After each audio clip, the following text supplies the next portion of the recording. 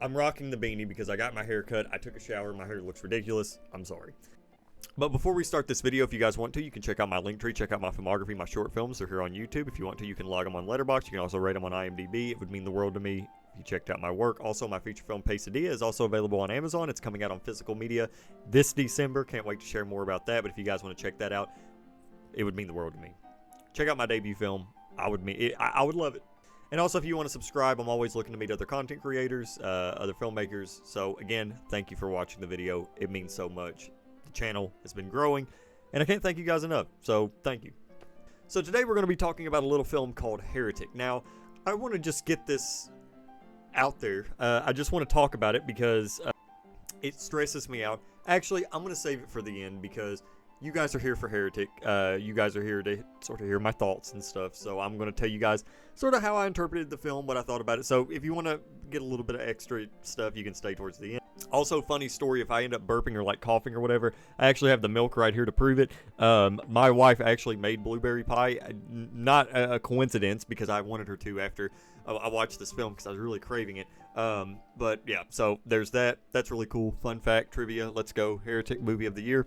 No, Heretic stars Hugh Grant, Sophie Thatcher, and Chloe East, and it's directed by Scott Beck and Brian Woods. I have to look because if I don't, then I just get tongue-tied, and nobody wants that.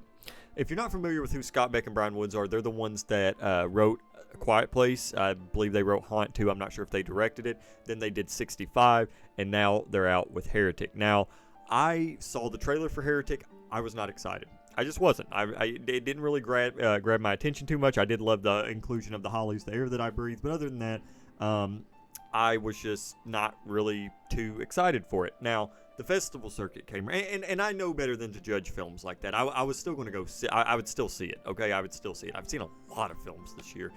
Side note: 2024 has been awesome for films. Like 2023, I think has more classics in my opinion, like films that have kind of moved really far up on my list, like with Holdovers and Zone of Interest and About Dry Grasses. But 2024 has been a pretty solid year. Like if it keeps it up, I might be able to do like a top 70 of 2024, which is nuts. That's crazy. But Heretic is one of the best horror films of the year, I think. I enjoyed it a lot. Hearing people's reactions, I tried to steer clear of the other trailers. I try to go into this film as blind as possible. I even bought a movie theater hot dog, which is something that I don't usually do. So, yeah, I did that. What Heretic is about, it's about two Mormon girls that are going door to door, or two Mormon young women that are going door to door, and there's a guy, Hugh Grant, who, Mr. Reed, is wanting to learn more about the Mormon religion. So they go to his door, he invites them inside, saying that his wife is making blueberry pie. They sit down, and Mr. Reed sort of gives them the spiel of what he feels about religion, how he interprets religion, and then he sort of gives them sort of a history course about where religion came from, how religion operates, and the girls are just, or the young women are there to listen. Now, the thing about the film that's very interesting, it's very dialogue heavy. You can say a film is dialogue heavy all you want, but I think there's films that are dialogue heavy, and there's films that rely strictly on dialogue. One of the films that I was very impressed by was a film from Spike Jonze called Her with Joaquin Phoenix, where if you look at the script for that film, Joaquin Phoenix took a lot of the dialogue in that and sort of made it very simple with just a few paragraphs. You know, he just sort of didn't necessarily dumb it down. He didn't dumb it down at all, but he sort of compressed it a little bit. Well, Heretic, the way that I view the dialogue is it's very dialogue heavy. Like, I mean, there's like 15 minutes of just nothing but straight dialogue. It kind of reminds me of the opening of Tar. But what Heretic does with its dialogue is I feel like the dialogue could even be longer, because when you're talking about something about religion, something that you just can't argue with people, you're going to talk a lot about it. I mean, you can't just sit there and say, hey, look, my religion's right, your religion's wrong, and just stop there. It's going to turn into a discussion, and that's what this film does. But I feel like it's very compressed already, where there was nothing that I could really think about, like cutting out. I don't know what I would cut out, honestly. And Mr. Reed's character from Hugh Grant, he uses a lot of very interesting metaphors and a lot of interesting examples. Like, he'll bring up fast food chains like Taco Bell, Burger King, McDonald's, Carl's Jr., which is Hardee's. Essentially, although I do like Carl's Jr. better. Sorry, hope I didn't make it. And I'm from the East Coast. So I don't know. I've only been to Carl's Jr. like once, twice. Who knows? Who knows at this point? Life's just moving on. But it answers, or it doesn't answer, but it asks a lot of questions. Now, I feel like I should just say this just for the sake of the video. because I'm not reviewing the film. I'm not trying to necessarily convince you to watch it. I'm just giving you my thoughts because I love to talk about movies.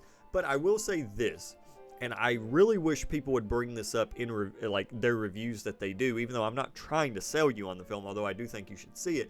This film asks heavy questions where I feel like some religious people are probably going to hate this film. And I feel like people that are not religious are probably going to hate this film because it doesn't say yes or no to really any of them, although there is a clear understanding of where Mr. Reed is coming from in the film, which I don't want to spoil because the whole point of his character is he's trying to find the one true religion.